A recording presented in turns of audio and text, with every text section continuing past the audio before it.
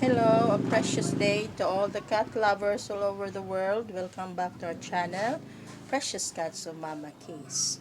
Today, we'll be discussing part 2 with regards to the Tabby Cats. This is Jade, my gray Tabby Cats. Most of the Tabby Cats are black. There are many Tabbies that are gray, like this one, Jade and George. And we also have the brown or orange. Talk about varieties.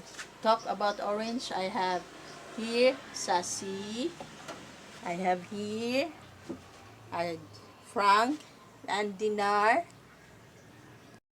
Orange or ginger tabby named Blessed. George is in the play mode, the elder one. Tabbies were among the first domesticated cats. There are 5 genetic strains of wild cats, and one, the African wildcat, was successfully tamed.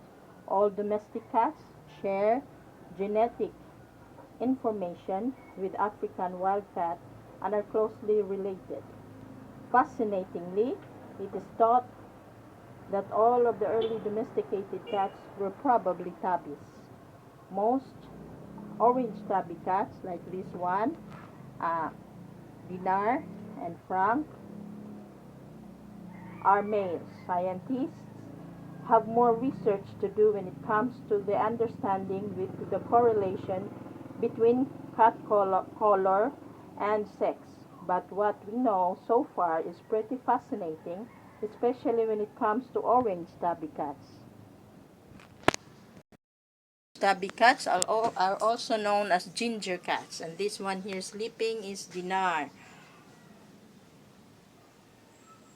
Research suggests that only 1 in 5 orange tabbies are female. This means that a whopping 80% of orange tabby cats are male.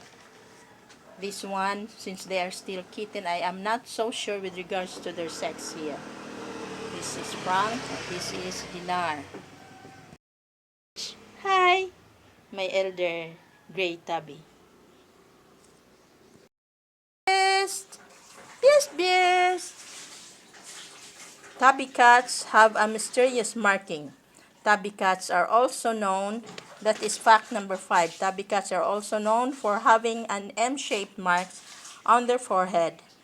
There's much mystery surrounding this marking, and it has been ascribed various meaning by various groups of people throughout the world. One say, and one story claims that the M marking, which stands for Mao, which is the Egyptian word for cat. According to science, the M mark on tabby cat's forehead is due to genetics information that result in the tabby patterning, also results in the M marking on the forehead. Let them see your M marking. Why are you always roaming around? Hmm? You're so active.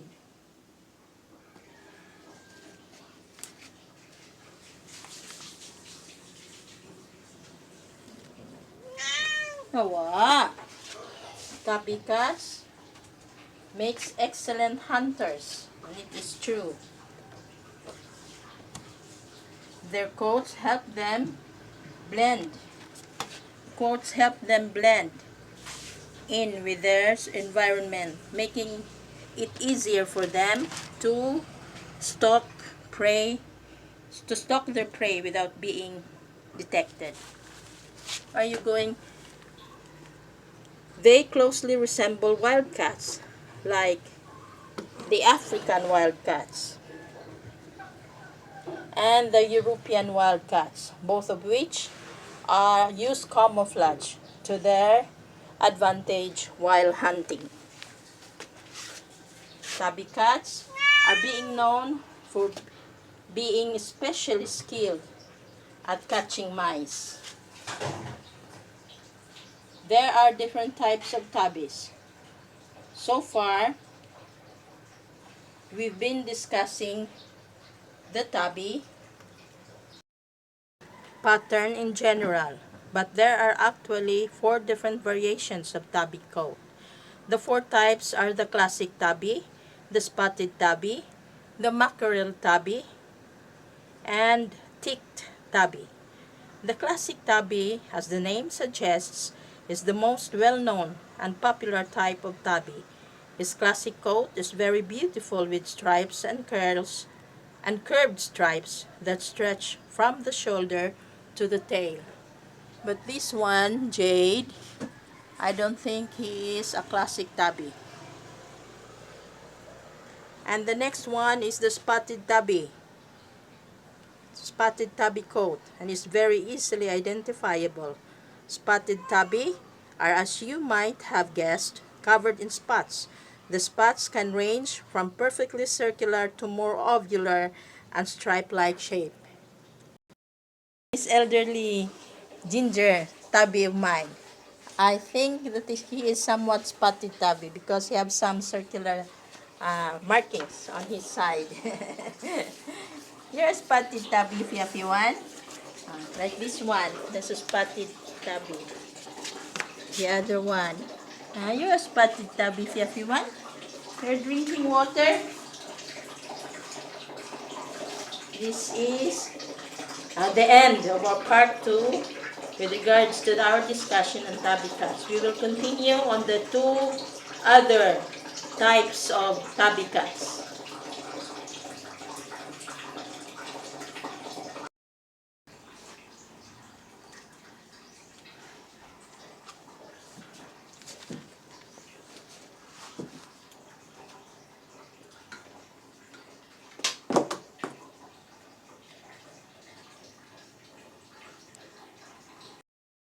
Say thank you. Thank you for watching our part 2 with regards to tabby cats, and see you on our next video, part 3, with regards to tabby cats topic. Thank you.